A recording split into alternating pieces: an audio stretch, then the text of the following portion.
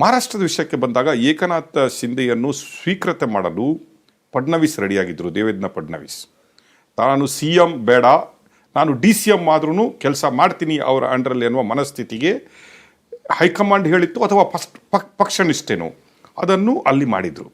Suppose ಕರ್ನಾಟಕಕ್ಕೆ ಬಂದಾಗ ನಾಳೆ ಉದ್ಭವ ಮೂರ್ತಿಯಾದಂಥ DK ಶಿವಕುಮಾರ್ ಅವರನ್ನು ಏಕನಾಥ ಶಿಂದೆ ಥರ ಇಲ್ಲಿ CM ಆದರೆ BJP ಅವರು ಪೂಜೆ ಮಾಡಲಿಕ್ಕೆ ರೆಡಿ ಇದ್ದಾರಾ?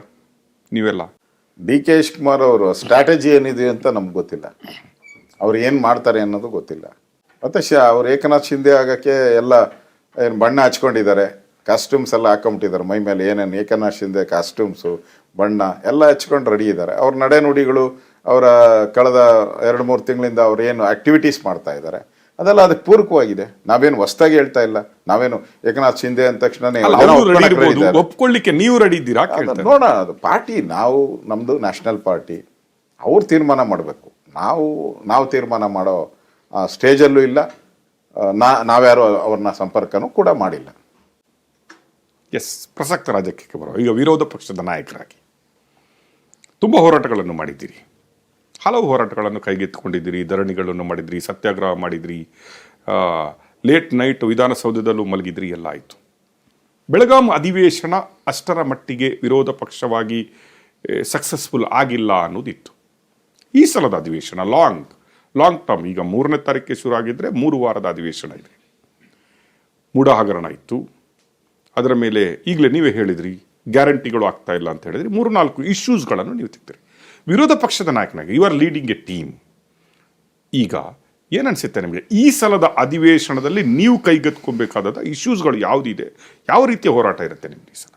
ನೋಡಿ, ಎಲ್ಲ ಇಶ್ಯೂಗಳೂ ಕೂಡ ಈಗ ವಾಲ್ಮೀಕಿ ಹಗರಣ ನಾನೇ ಅದ ವಿಧಾನಸಭೆಯಲ್ಲಿ ಮಾತಾಡಿದೆ, ಸುಮಾರು 3 ಗಂಟೆಗಳ ಕಾಲ ಮಾಡಿದೆ. ಒಬ್ಬ ಮಂತ್ರಿನೂ ರಾಜೀನಾಮೆ ಕೊಟ್ಟ. ನಮ್ಮ ಹೋರಾಟದಿಂದ ರಾಜೀನಾಮೆ ಕೊಟ್ಟಿದ್ದು. ಮೊದಲು ಮುಖ್ಯಮಂತ್ರಿ ಹೇಳಿದ್ರು ಯಾವುದೇ ಕಾರಣಕ್ಕೂ ರಾಜೀನಾಮೆ ಕೊಡಲ್ಲ ಅಂತ, ಮಂತ್ರಿ ಹೇಳ್ದ ರಾಜೀನಾಮೆ ಕೊಡಲ್ಲ ಅಂತ. ನಾವು ಅಧಿವೇಶನದಲ್ಲಿ ವಿಚಾರ ಚರ್ಚೆ ಮಾಡಿದಿರಿ, ಮಂತ್ರಿ ರಾಜೀನಾಮೆ ಕೊಡೋಕ್ಕೂ ಮಾಡಿದಿರಿ, ಹೋರಾಟ ಮಾಡಿದಿರಿ. ನಮ್ಮ ಹೋರಾಟದ ಫಲವಾಗಿ ಒಂದು ವಿಕೆಟ್ ಬಿತ್ತು. ಅದೇ ರೀತಿ ಮೂಢ ಹಗರಣನೂ ಅಷ್ಟೇ, ನಾವು ಹೋರಾಟ ಮಾಡಿದಿರಿ. ಮೂಢ ಹಗರಣದಲ್ಲಿ ಕಟಕಟೆಗೆ ಸಿದ್ದರಾಮಯ್ಯನವರು ತಂದು ನಿಲ್ಲಿಸುವಂಥ ಕೆಲಸ ಮಾಡಿದಿರಿ. ಈಗೂ ನಡೀತಾ ಇದೆ, ಎನ್ಕ್ವೈರಿ ನಡೀತಾ ಇದೆ. ಈಗೂ ಕೂಡ ED ಎನ್ಕ್ವೈರಿ ನಡೀತಾ ಇದೆ. ಲೋಕಾಯುಕ್ತ ರಿಪೋರ್ಟ್ ಹಾಕಿದ್ದಾರೆ. ಇನ್ನು ಕೋರ್ಟ್ ಅಕ್ಸೆಪ್ಟ್ ಮಾಡುತ್ತೋ ಏನೋ ಗೊತ್ತಿಲ್ಲ, ಅದು ಕೋರ್ಟು ಇನ್ನು ಕೋರ್ಟ್ ಒಂದು ಕಟಕಟೆಯಲ್ಲಿ ನಿಂತಿದ್ದಾರೆ. ಅಂದರೆ ಆ ಸ್ಥಿತಿಗೆ ನಾವು ತಂದಿಟ್ಟಿದ್ದೀರಿ. ಅಂದರೆ ಯಾವುದು ಹೋರಾಟ, ಈಗ ಬಾಣಂತಿಯರ ಸಾವಾಯಿತು, ನಾನೇ ಸ್ಪಾಟ್ಗೆ ಮಂಡ್ಯಗೆ ಹೋಗಿದ್ದೆ. ಈ ಯೂನಿವರ್ಸಿಟಿ ಮುಚ್ತಾ ಇದ್ದಾರೆ, ಇವತ್ತು ಕೂಡ ನಾನು ಮಂಡ್ಯಗೆ ಬಂದು ಹೋರಾಟ ಮಾಡ್ತಾ ಇದ್ದೀನಿ. ಈ ಥರ ಯಾವುದೇ ಸಾವಾದಾಗ, ರೈತರ ಹೋರಾಟ ಆದಾಗ, ರೈತರಿಗೆ ಅನ್ಯಾಯ ಆದಾಗ ಎಲ್ಲ ಕಡೆ ನಾನು ಇಮಿಡಿಯೇಟಾಗಿ ಸರ್ಕಾರದ ಮಂತ್ರಿ ಹೋಗೋಕ್ಕೆ ಮುಂಚೆ ನಾನು ಹೋಗಿರ್ತೀನಿ. ದಟ್ ಈಸ್ ದ ವಿರೋಧ ಪಕ್ಷ ಅನ್ನೋದನ್ನು ಏನು ಅನ್ನೋದನ್ನು ಸರ್ಕಾರಕ್ಕೆ ನಾವು ತೋರಿಸಿದ್ದೀರಿ. ಈ ಅಧಿವೇಶನದಲ್ಲೂ ಕೂಡ ಆ ರೀತಿಯಾದಂಥ ಇಶ್ಯೂಸ್ ಇದೆ. ಇವತ್ತು ಏನು ಮೈಕ್ರೋ ಫೈನಾನ್ಸ್ ಇಶ್ಯೂ ಇದೆ. ಈಗಾಗಲೇ ಸುಮಾರು 30-40 ಜನ ಮೈಕ್ರೋ ಫೈನಾನ್ಸ್ ಇದರಿಂದ ಸತ್ತಿದ್ದಾರೆ. ಸರ್ಕಾರದ ಸುಮ್ಮನೆ ಆರ್ಡಿನೆನ್ಸ್ ತಂದಿದ್ದೀನಿ, ಸುಗ್ರೀವಾಜ್ಞೆ ಬಂದಿದೆ ಅಂತ ಹೇಳ್ತಾ ಇದ್ದಾರೆ ಅಷ್ಟೇ, ಬಟ್ ಏನು ಆಗಿಲ್ಲ.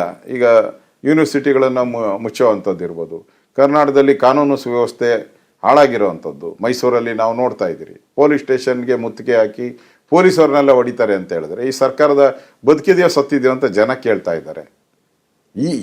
ಈ ಎಲ್ಲ ವಿಚಾರಗಳನ್ನು ನಾವು ನಿಲುವಳಿ ಸೂಚನೆ ಮುಖಾಂತರ ತೆರೆಯೋಕ್ಕೆ ಮೊನ್ನೆ ನಾವು JDS ಸಭೆ ಮಾಡಿದ್ದೆ ನಾನು, ನನ್ನ ನೇತೃತ್ವದಲ್ಲಿ ಕುಮಾರಸ್ವಾಮಿಯವರು, ಮತ್ತು ಬಸವರಾಜ ಬೊಮ್ಮಾಯಿಯವರು, ವಿಜಯೇಂದ್ರ ಅವರು, ಅಶ್ವಥ್ ನಾರಾಯಣ ಅವರು, ಎಲ್ಲ ಸದಾನಂದ ಗೌಡರು, ಭಾಳಷ್ಟು ಜನ ಪ್ರಮುಖ ಲೀಡರ್ ಬಂದಿದ್ದರು.